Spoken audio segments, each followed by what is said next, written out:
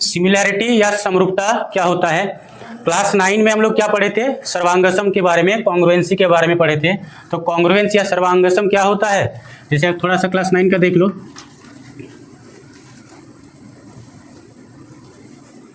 सर्वांगसम मतलब serve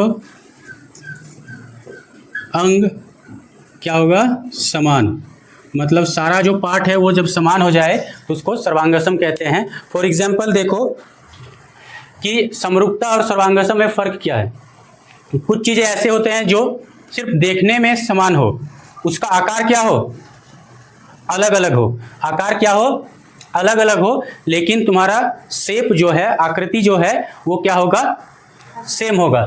for example जैसे मान के चलो ये एक वर्ग है। क्या है? वर्ग, यानी ये स्क्वायर। और ये भी क्या है? एक वर्ग है। ये अगर ए साइज का है और अगर ये बी साइज का है तो देखो दोनों का शेप क्या है? दोनों का शेप आकार सेम है, साइज क्या है? डिफरेंट। तो जब शेप तुमको सेम दिखे और साइज अलग अलग हो तो वो क्या कहलाता है? सिमिलर, समरूप, समान रूप। ठीक है, समरूप मतलब समान रूप।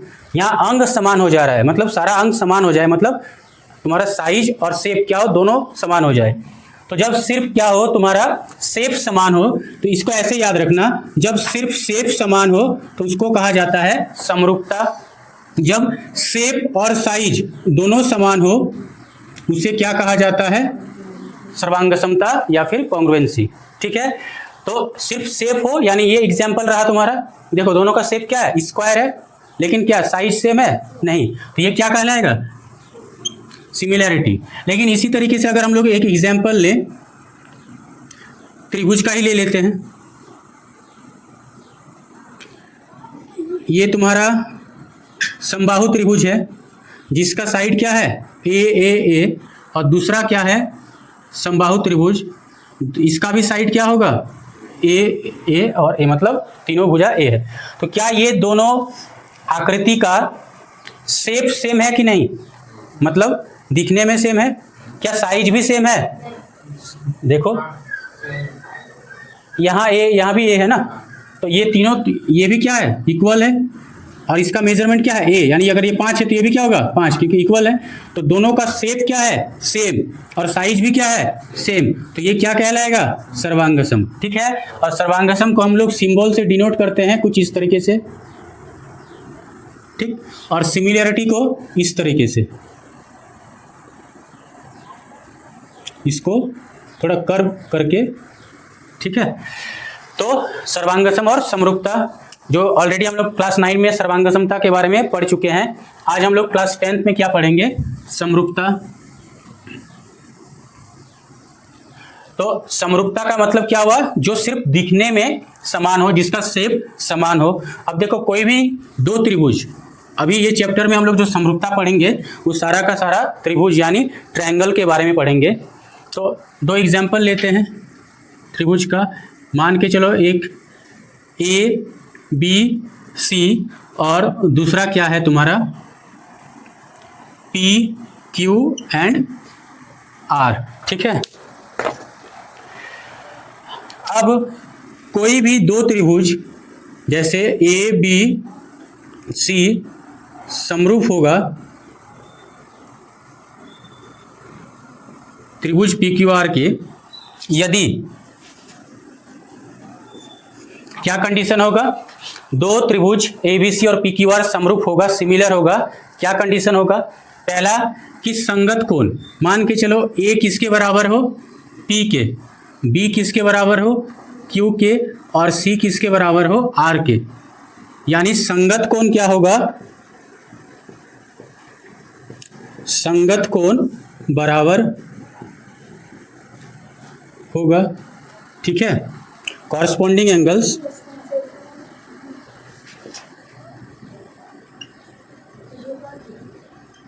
will be equal and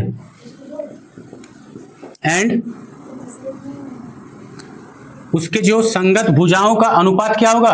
वो भी समान होगा। संगत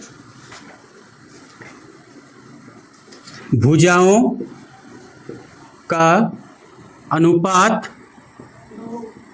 समान होगा। ठीक है, अगर ऐसा कुछ होता है तो फिर हम लोग क्या बोलेंगे, दो त्रिभुज क्या है, समरूप है यानी सिमिलर है। ठीक है, क्या क्या कंडीशन है, संगत कोण बराबर होंगे, एक कोण दूसरे त्रिभुज के एक कोण से, फिर दूसरा, फिर दूसरे से तीसरा और फिर तीसरे से।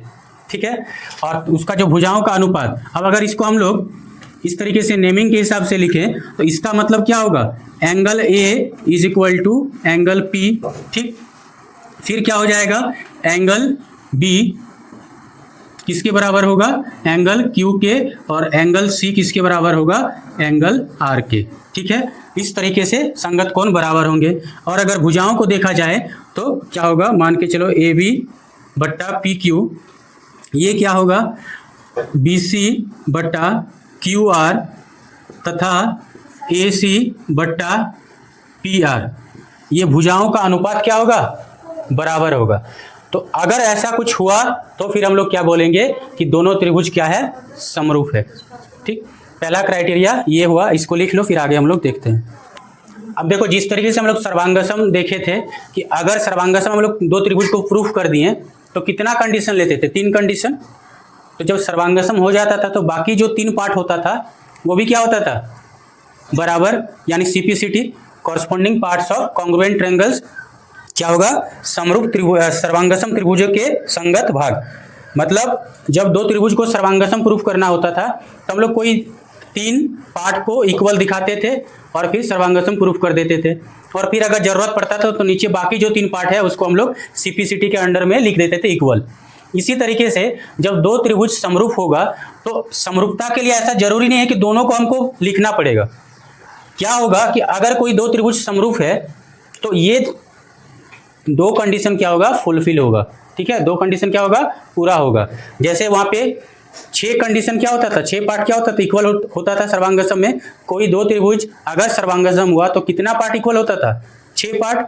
क्या क्या होता था, 3 भुजाएं संगत भुजाओं के बराबर और 3 कोण संगत कोणों के बराबर, तो 6 पार्ट्स होता था। इसी तरीके से यहाँ भी जब सिमिलैरिटी होगा तो यहाँ पे 2 पार्ट बराबर होगा। इसको 3 पार्ट मान सकते हो लेकिन इसको एक ही में हम लोग लिखेंगे। तो ये एक पार्ट हुआ जिसमें तुम्हारा क्या हुआ, संगत कोण बराबर होंगे, और ये दूसरा पार्ट क्या हुआ जिसमें संगत भुजाओं का अनुपात क्या होगा, समान होगा। अब जब हम लोग कोई दो त्रिभुज को समरूपता प्रूफ करेंगे तो क्या दोनों को दिखाना जरूरी है, क्या 6 पार्ट को हम लोग दिखाते थे सर्वांगसम में, 3 को ना, तो यहाँ पे क्या होगा, इन्हीं में से किसी एक को दिखाना है। ठीक, अभी तक। इसके बाद हम लोग देखेंगे कि किस किस तरीके से हम लोग दो त्रिभुज को समरूप प्रूफ कर सकते हैं। तो ये तुम्हारा टोटल पार्ट्स हुआ। अब एक एक करके हम लोग देखते हैं।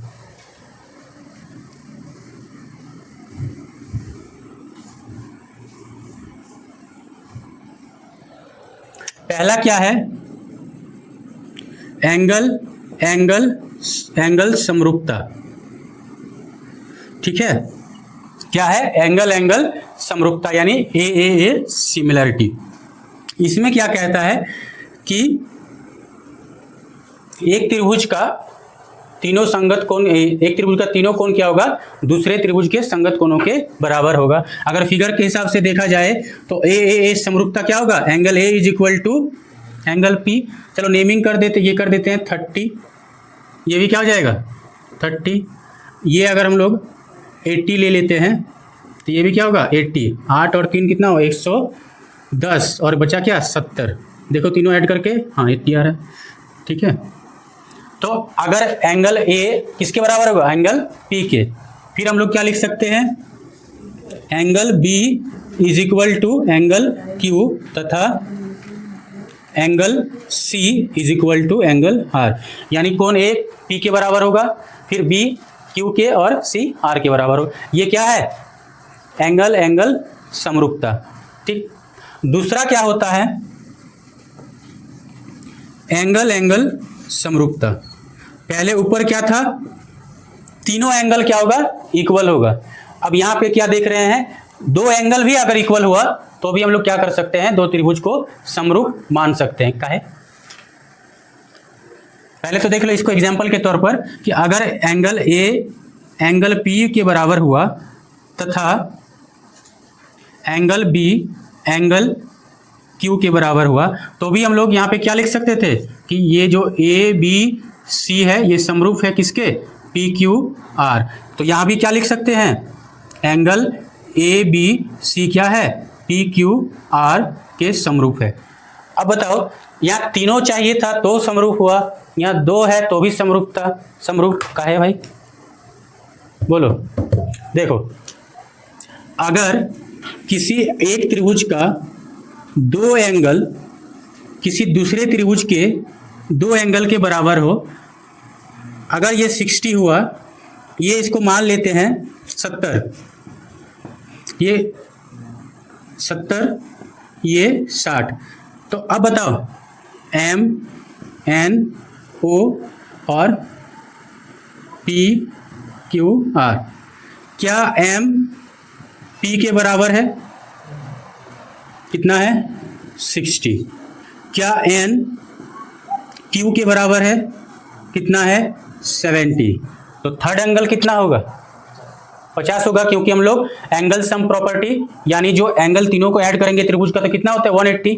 दो दिया हुआ है तो कितना होगा थर्ड, 180 से माइनस करो कितना होगा, 180 से अगर हम लोग इसको ऐड करेंगे तो कितना आएगा, 6 से 12 13, तो 50 आया।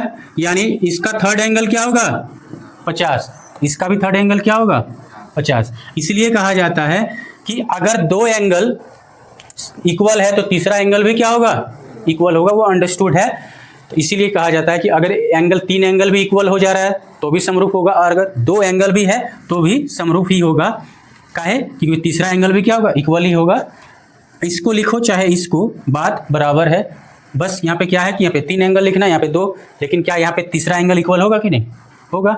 इसलिए एंगल एंगल एंगल सिमिलरिटी समरूपता का हो या फिर एंगल एंगल समरूपता का हो, बात बराबर है। ठीक है। अब तीसरा तुम्हारा क्या आएगा, एस एस एस समरूपता। तीसरा क्या आएगा, एस एस एस समरूपता। यहाँ एंगल एंगल एंगल था तो क्या हुआ, एंगल इक्वल हुआ। अब यहाँ पे एस एस एस है तो क्या होगा, साइड इक्वल होगा, इक्वल नहीं होगा, उसका अनुपात इक्वल होगा। सिमिलरिटी में हम लोग साइड को इक्वल नहीं लिखते हैं, उसके अनुपात को, संगत भुजाओं के अनुपात को हम लोग क्या करते हैं, इक्वल लिखते हैं।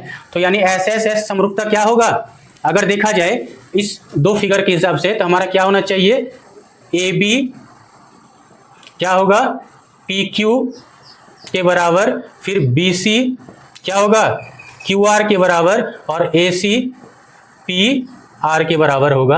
अगर ऐसा हुआ, संगत भुजाओं का अनुपात बराबर हुआ, तो हम लोग क्या लिख सकते हैं कि A B C is similar to P Q are.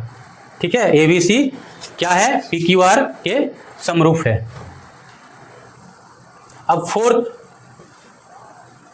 Property देख लो, साइड एंगल साइड समरूपता। ये क्या होता है, अब ऑलरेडी हम लोग जान चुके हैं कि समरूपता में भुजा बराबर नहीं होता है, उसके अनुपात क्या होते हैं, बराबर। यानी यहाँ साइड साइड दो है तो क्या भुजा बराबर होगा कि भुजाओं का अनुपात बराबर होगा। अब दो साइड है यानी कितना भुजा का अनुपात बराबर होगा, दो भुजाओं के अनुपात बराबर में होंगे। और बीच में एंगल है, मतलब थोड़ा सा दिमाग लगाओ कि दो साइड होगा और इसके बीच का एंगल होगा। ठीक है, जैसे अगर यहाँ पे हम लोग ये साइड इसके बराबर रखते हैं और ये साइड इसके बराबर रखते हैं, तो कौन सा एंगल लेना होगा, इस हिसाब से दो साइड के बीच में जो एंगल बन रहा है यानी ये लेना है हमको। ठीक है, ये दो साइड को अनुपात लिख के हम ये साइड ये एंगल इक्वल कर देंगे, ये कोण, तो वो गलत हो जाएगा। दो साइड और उसके बीच में जो कोण बन रहा है उसको इक्वल होना जरूरी है। अपने मर्जी से ए बी लिख दो ऐसे करके, ए बी पी क्यू के बराबर, इसका अनुपात क्या होगा, ए सी और पी आर। इन दो भुजाओं का अनुपात बराबर में लिखे हो और फिर अपने मर्जी से लिख दिए हो आर इज इक्वल टू सी, नहीं होगा। तब ये प्रॉपर्टी ये सेटिस्फाई नहीं होगा। होना क्या चाहिए, दो भुजाओं का अनुपात बराबर हो और उसके बीच में जो एंगल बन रहा है वो क्या होना चाहिए, बराबर। यानी क्या होगा, angle A is equal to angle P होना चाहिए। ठीक है, ये पॉइंट क्लियर हुआ? किसी को डाउट है तो पूछो। रूपाली, डाउट है कि नहीं है? पीछे कविता? ठीक, देखो क्या कंडीशन बताएं कि दो भुजाओं का अनुपात क्या होगा? बराबर होगा। ये तो ऊपर वाला क्लियर है। इसको समझो, ये जो एंगल लेंगे, कौन सा एंगल लेंगे? क्योंकि यहाँ पे एंगल 3 है, 3 जोड़ा है ना एंगल। कौन सा एंगल हम लोग यहाँ इक्वल में लिखेंगे तो समरूप होगा? पहले देखो, भुजा जो है ना, जो दो भुजा है उसके बीच में जो एंगल बनेगा उस एंगल को लेना है। तो यहाँ पे दो भुजा है कि नहीं? इन दो भुजाओं से मिलकर कौन सा एंगल बन रहा है? अगर इसको ले और इसको ले तो कौन सा एंगल बन रहा है? Angle A. तो एंगल ए बराबर होना चाहिए। फिर इसी तरीके से एंगल क्या होना चाहिए? पी बराबर होना चाहिए। अगर सपोज कोई बच्चा ऐसे लिख दे कि इसको तो लिख दिया और तथा करके angle B is equal to angle Q लिख दे, क्या ये फिर एस ए एस समरूपता होगा? नहीं होगा। क्यों नहीं होगा? क्योंकि जस्ट इसके वजह से, क्योंकि इन दोनों भुजाओं के बीच का कोण क्या बी है? इन दोनों भुजाओं के बीच का कोण क्या क्यू है? नहीं है। इन दोनों भुजाओं के बीच का कोण क्या है? ए है। और इन दो भुजाओं के बीच का कोण क्या है? पी है। तो इसलिए ये इक्वल होना जरूरी है। और इसका मतलब यही हुआ साइड एंगल साइड समरूपता। ठीक है, ये ऐसे मत कर देना। ठीक फिर है, इसमें हम अभी तक हम लोग क्या देखें? एक तुम्हारा बेसिक प्रोपोर्शनलिटी थ्योरम यानी आधारभूत समरूपता प्रमेय यानी थेल्स थ्योरम, जिसमें हम लोग देखें एक त्रिभुज है जिसमें अगर किसी एक साइड से दूसरे साइड को टच कराएं कि वो चौथा साइड क्या हो? तीसरे साइड के समान हो जाए, ये क्या बोलते हैं, समांतर हो जाए, तो क्या होगा? भुजाओं का अनुपात बराबर होगा। वो तुम्हारा थेल्स थ्योरम देखें। और फिर क्या है यहाँ पे? समरूपता। अब थेल्स थ्योरम और समरूपता को मिलाते हुए कुछ क्वेश्चंस हम लोग 2 मार्क्स का करेंगे, फिर 3 मार्क्स का, और फिर एक लॉन्ग मार्क्स जो मतलब सबसे ज़्यादा नंबर का आएगा 5 नंबर का। तो अब देखते हैं आज कितना एक आध हो जाए तो ठीक है। तो पहले जो हम लोग बनाए वो कितना था? 2 मार्क्स का था। तो पहले हम लोग देखेंगे कि 2 मार्क्स का कितना सवाल बन सकता है, उस हिसाब से सारा क्वेश्चन बनाएंगे। और फिर हम लोग 3 नंबर का और फिर 5 नंबर। तो सभी वर्ग होते हैं सर्वांगसम या समरूप। क्या कहलाएगा? सर्वांगसम या समरूप।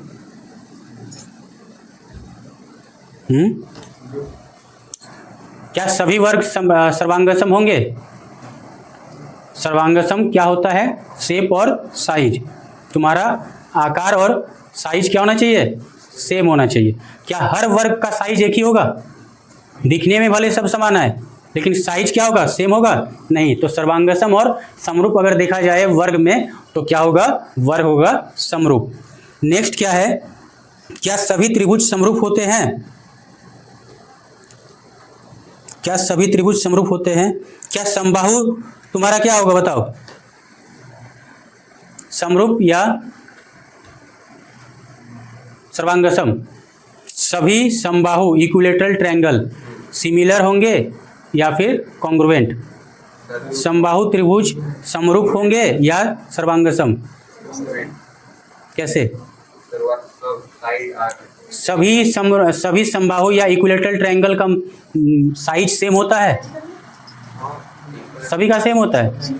तुम अगर 4 सेंटीमीटर का समबाहु त्रिभुज बनाओ इक्विलेटरल ट्रायंगल, अगर हम 10 का बनाए तो दोनों का ये आकार क्या होगा? सेम होगा, लेकिन साइज क्या होगा? सेम होगा। तो फिर तो क्या होगा? समरूप। इसी तरीके से एग्जाम में हड़बड़ा के टिक मत कर देना। अब देखो, जो अभी तुम लोग को बताएं ये भी सवाल आ सकता है।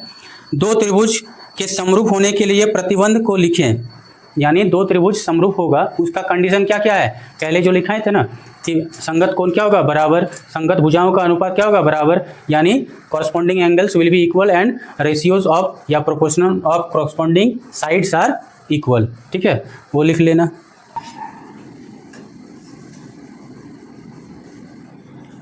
देखो फिगर के हिसाब से हम लोग सबसे पहले क्या करेंगे? ये सवाल के हिसाब से फिगर बनाओ पहले। ABC क्या है? एक त्रिभुज है ABC। देखो ABC की भुजा BC पर D एक बिंदु इस प्रकार से है, यानी BC पर कोई एक बिंदु D है, इस प्रकार है कि ADC यानी ADC, इसको मिलाओ पहले।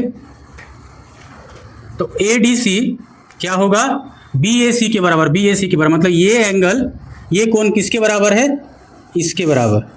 ठीक, सिद्ध करना है कि CA square is equal to CV into CD। ये पॉइंट नहीं है, इंटू का साइन है, यानी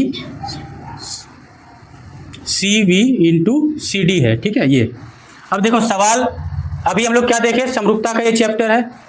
अब यहाँ पे किसी तरीके से तुम लोग जो भी पढ़े हो, क्या है वो अनुपात में है भुजा, क्या यहाँ पे तुमको लग रहा है कि अनुपात में है? नहीं है, एक्चुअली ये अनुपात में ही है, इसको क्रॉस मल्टीप्लाई करके लिख दिया गया है। अब बताओ इसको हम लोग समझने के लिए क्या क्या कर सकते हैं, जैसे फॉर एग्जांपल हम लोग सॉल्व ही कर लेते हैं। सिद्ध करना क्या है, क्या सिद्ध करना है, CA square is equal to CV into CD, ये प्रूफ करना है। अब देखो क्या हम लोग CA स्क्वायर को CA इंटू CA लिख सकते हैं, ठीक, और CV इंटू CD। अब इसका एक पार्ट इधर ले जाओ तो क्या होगा, मल्टीप्लाई है तो इधर ले जाएंगे तो डिवाइड, और इसका एक पार्ट इधर ले आओ यानी मल्टीप्लाई है तो डिवाइड, यानी पहला इसको CA को यहीं रहने दो और इसमें से एक पार्ट कोई भी CB या CD, तो CD को ले आओ, क्या हो जाएगा CA बटा CD, और इसको अगर इधर ले जाएं तो ये तो ऑलरेडी यहाँ पे CB है, इसके नीचे क्या हो जाएगा CA। यानी एक्चुअली हमको ये प्रूफ करना है। अगर ये प्रूफ कर देते हैं तो फिर इसका उल्टा प्रोसेस में हम लोग ये प्रूफ कर देंगे। ठीक है, तो अब हम लोग को करना क्या है कि दो भुजाओं को हम लोग को दिखाना क्या है, ये दो त्रिभुज को समरूप दिखाना है। तो सत्यापन यानी प्रमाण लिखो, प्रूफ क्या होगा, त्रिभुज ADC तथा त्रिभुज BAC में, त्रिभुज ADC तथा BAC में, ADC यानी ये छोटा सा त्रिभुज और BAC मतलब ये बड़ा वाला त्रिभुज। अब देखो ADC और BAC में कौन सा एंगल तुमको कॉमन दिख रहा है, इधर ध्यान दो। ये छोटा सा जो एंगल है ADC और बड़ा सा जो एंगल है ABC या BAC जो भी कहो, इसमें एक एंगल कॉमन है, उभयनिष्ठ कोण है, कौन सा होगा, एंगल A। कैसे हो जाएगा, क्योंकि एंगल A अगर लेने जाएं तो एंगल A तो पूरा है ना ये, तो इस त्रिभुज का बड़का वाला जो त्रिभुज है इसमें एंगल A पूरा है, लेकिन जो छोटा सा त्रिभुज है इसमें तो ये एंगल बस इतना ही सा एंगल A है ना, तो ये और ये कॉमन तो नहीं होगा। तो बताओ कि कौन सा एंगल क्या है दोनों त्रिभुज में कॉमन है, एंगल D। एंगल D कैसे हो जाएगा, एंगल D तो सिर्फ इसमें आएगा, ABC में तो है ही नहीं, एंगल C। ध्यान दो, जब ABC को ड्रॉ करेंगे तो क्या एंगल C आएगा कि नहीं, और जब ADC को ड्रॉ करेंगे तो एंगल C आएगा कि नहीं, यानी C हमारा क्या हुआ, उभयनिष्ठ कोण, कॉमन एंगल। तो लिखो पहले angle C is equal to angle C, reason दे दो, उभयनिष्ठ कोण। ठीक है, और अगेन ध्यान दो, क्या कोई और एक एंगल लिख सकते हैं, अगर एक और एंगल लिख दें तो क्या हो जाएगा, समरूप हो जाएगा, क्योंकि एंगल एंगल समरूपता तो होता है, तीनों एंगल समरूपता होता है, दो एंगल समरूपता होता है, तो ऑलरेडी एक हो चुका है। क्या एक और एंगल हम लोग समरूप लिख सकते हैं, इक्वल लिख सकते हैं, कौन सा होगा बताओ, क्वेश्चन को अच्छे से पढ़ो, क्वेश्चन में ही दिया हुआ है, सवाल को देखो, सवाल में ही दिया हुआ है। सवाल को पढ़ो अच्छे से।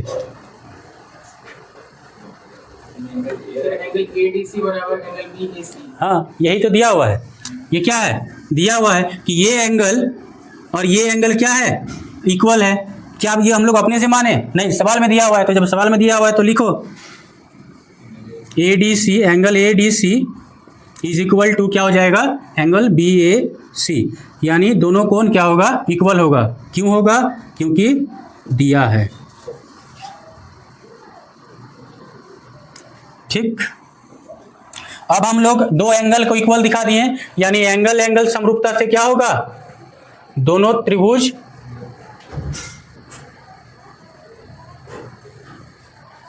क्या होगा, दोनों त्रिभुज तुम्हारा समरूप होगा, यानी त्रिभुज ADC समरूप त्रिभुज BAC। ठीक है,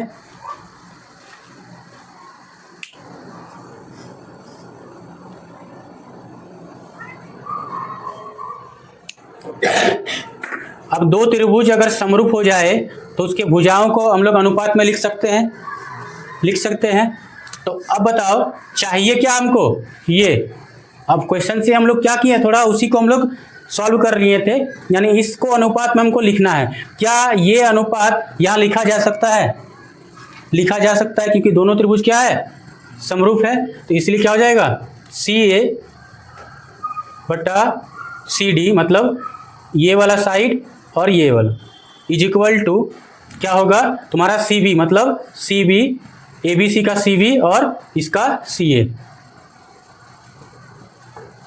ठीक, ये हो गया तुम्हारा इसके वजह से। अब इसी को क्रॉस मल्टीप्लाई कर दो, क्या हो जाएगा, CA वर्ग CA हो जाएगा और CB इंटू CD, सत्यापित। ठीक है, लिख लो। समझ आया? कोई डाउट है तभी पूछ लो। Payal, Vivek, mister Ashutosh, clear, all clear. यदि LM समांतर CB, यानी LM और CB क्या है, समांतर है। ठीक है, और LN और CD समांतर है, यानी दिया है क्या है, LM समांतर BC तथा LN समांतर DC। ठीक है, सिद्ध करना है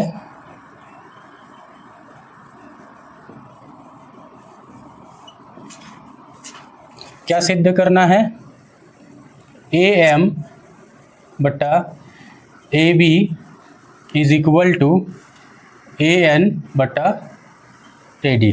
ठीक है,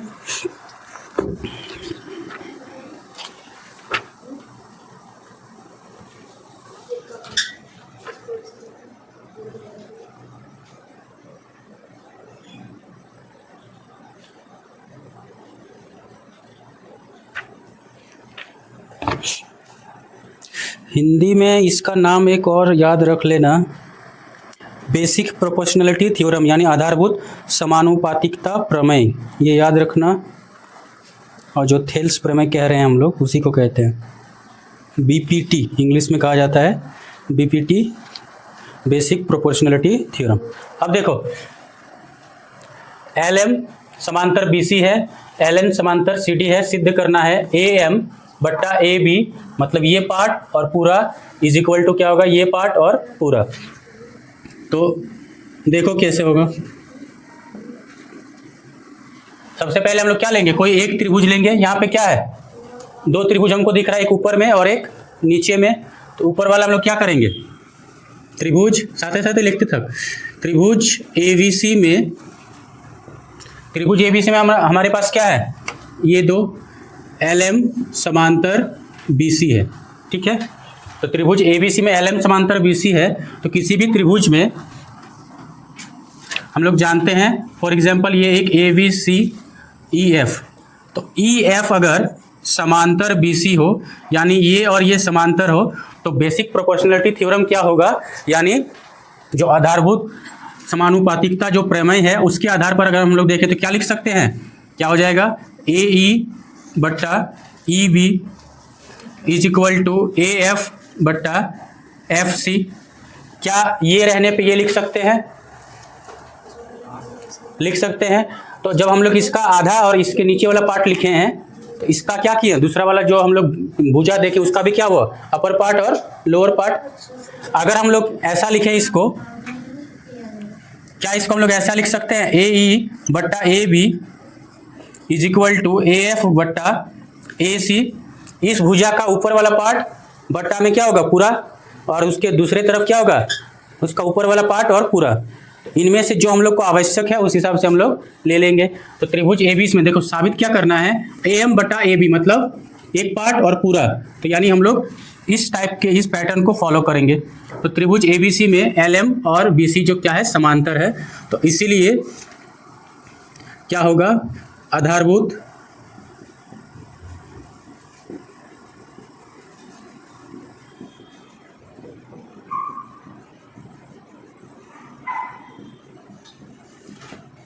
प्रमेय से, इसको थेल्स थ्योरम या फिर थेल्स प्रमेय से भी कर लिख सकते हैं। इसको क्या होगा, ए एम बटा A B is equal to A L बटा ए सी।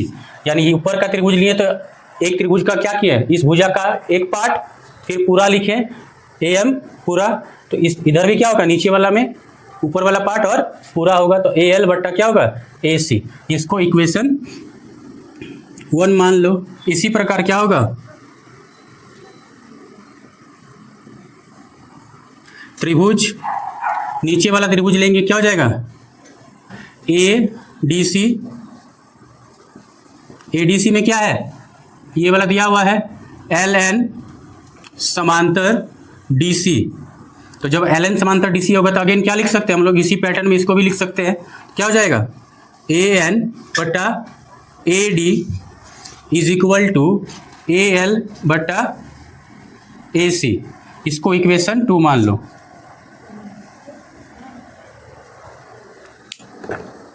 ठीक है, अब इक्वेशन 1 एंड 2 को गौर से देखो, क्या होगा, ये एक पार्ट को नोटिस करो और इसको देखो, क्या ए एल बटा ए सी इक्वेशन 1 में है, क्या इक्वेशन 2 में ए एल बटा ए सी है कि नहीं। तो जब सेम अगर दो इक्वेशन है तो दोनों में से अगर एक पार्ट इक्वल हो जाए तो दूसरा पार्ट भी क्या होगा, इक्वल होगा। यानी इसको अगर हम लोग इस रेशियो को अगर ए मान लेते हैं तो ये भी क्या होगा, ए होगा, क्योंकि बोथ आर इक्वल। अब अगर ये ए है तो ये भी क्या होगा, ए। अब जब ये ए है तो ये भी क्या होगा, ए, यानी सभी बराबर होगा। तो हम लोग क्या लिख सकते हैं, तीनों को बराबर लिख सकते हैं। अब तीनों को बराबर तो लिख सकते हैं, लेकिन हम लोग को चाहिए ये, तो हम लोग डायरेक्ट इसको भी लिख सकते हैं। अगर 3 चीज बराबर है आपस में तो 2 चीज बराबर होगा ना आपस में, जैसे A is equal to B is equal to C, तो क्या A is equal to B होगा कि नहीं होगा। तो इसीलिए हम लोग क्या करेंगे कि तीनों को इक्वल लिख सकते हैं, लेकिन जरूरत नहीं है, तो हम लोग डायरेक्ट क्या लिखेंगे, जो हम लोग को चाहिए 2 इक्वल लिख देंगे।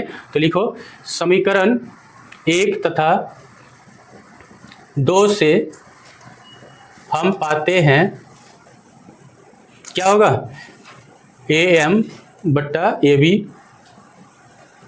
Is equal to A N बटा ए डी। ठीक है, सत्यापित। इसमें कुछ डाउट बोलो, कुछ पूछना है तो पूछ लो।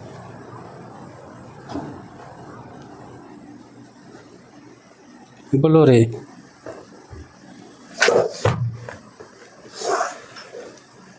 और ये अगर बोर्ड में आया तो हो सकता है कि ये तुम्हारा 2 मार्क्स का हो, ठीक है, और ज़्यादा से ज़्यादा हो सकता है तो 3 मार्क्स का। ठीक।